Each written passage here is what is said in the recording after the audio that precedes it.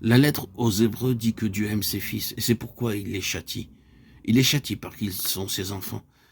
Et tout châtiment, dit la lettre aux Hébreux, semble un sujet de tristesse, Hébreux 12, 11.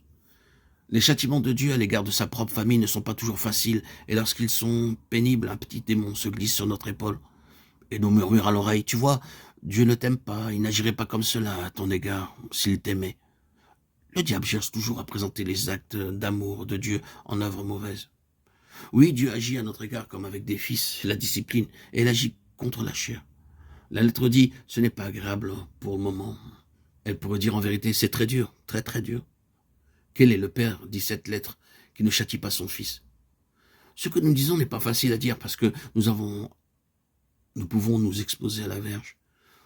Nous avons assez d'expérience pour savoir que nous devons parler avec beaucoup de prudence parce que nous sommes souvent éprouvés au sujet de ce que nous avons dit.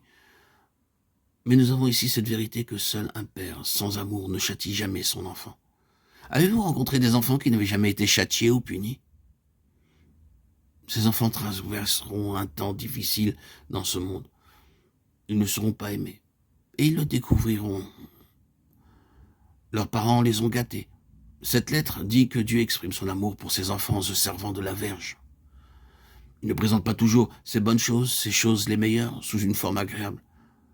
J'entendais parler l'autre jour d'un petit enfant qui devait prendre un remède qui n'était pas bon.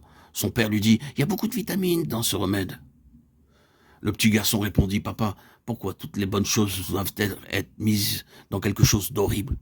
Pourquoi ne peuvent-elles pas être mises dans une glace? » Le Seigneur ne met pas toujours les bonnes choses dans des glaces. Les vitamines sont quelquefois une drogue affreuse. Or, c'est exactement ce que nous dit cette lettre aux Hébreux. Dieu ne nous condamne pas lorsqu'il agit à notre égard de cette manière. Il agit afin de nous délivrer. Si nous croyons que ces entretiens nous sauveront, nous nous trompons. Ils ne font qu'expliquer ce que Dieu fait à notre égard. Dieu ne nous sauve jamais par une théorie. Nous pouvons lire tout ce qui a été écrit sur la doctrine chrétienne et rester le même homme ou la même femme. Les voies de Dieu sont toujours pratiques et il nous enseigne par l'expérience. Cette expérience est quelquefois très difficile. Elle est appelée ici la discipline des fils. Que le Seigneur Jésus veuille de nouveau imprégner nos cœurs de ces vérités. Dieu parle encore en son Fils et il parle afin d'avoir des compagnons pour son Fils.